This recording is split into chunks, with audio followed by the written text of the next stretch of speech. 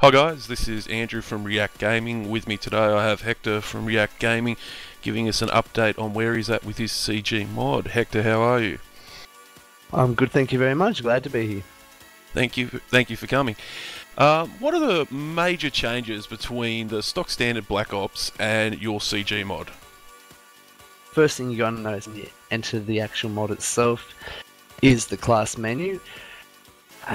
It's an overlay menu that's mouse operated to choose your guns. Once you've chosen your weapon, once you've entered the match, the biggest thing you've got to notice is the map itself.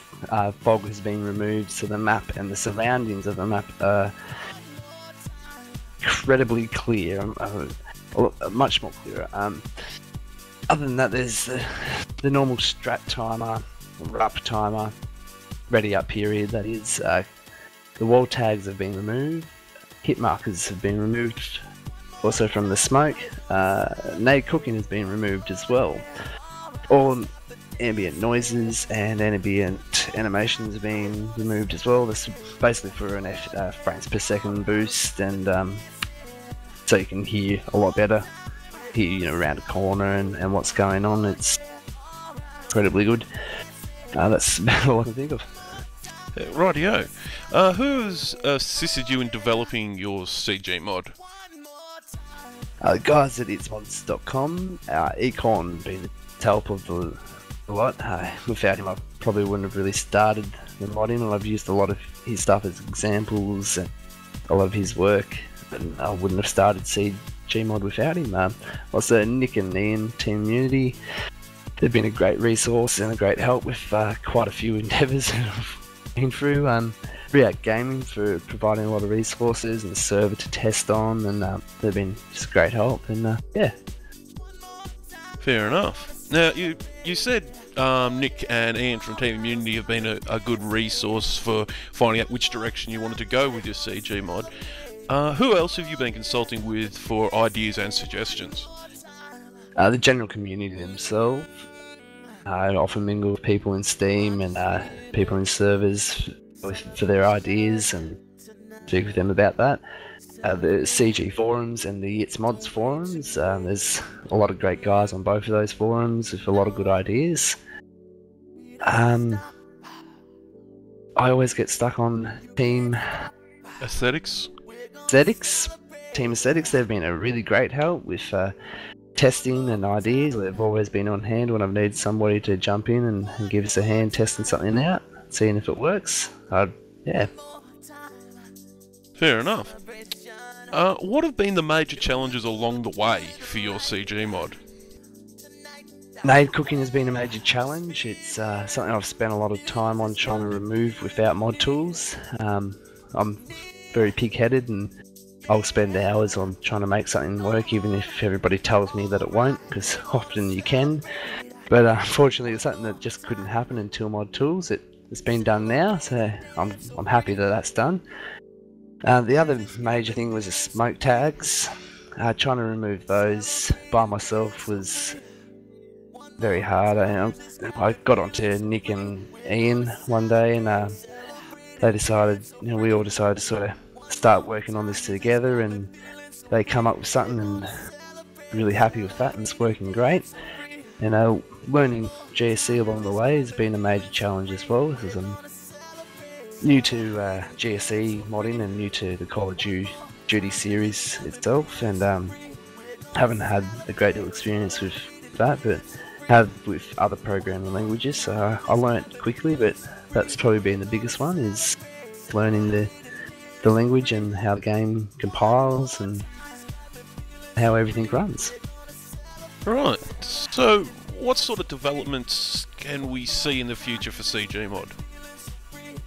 Biggest one is the menu. I'm making a new menu that is using the game menu files themselves, so it will basically interact with it same as you do with any other menu within the game, options menus, or the general user interface files. That I'm going to use them this time as mod tools have given them out, and we're able to use them now.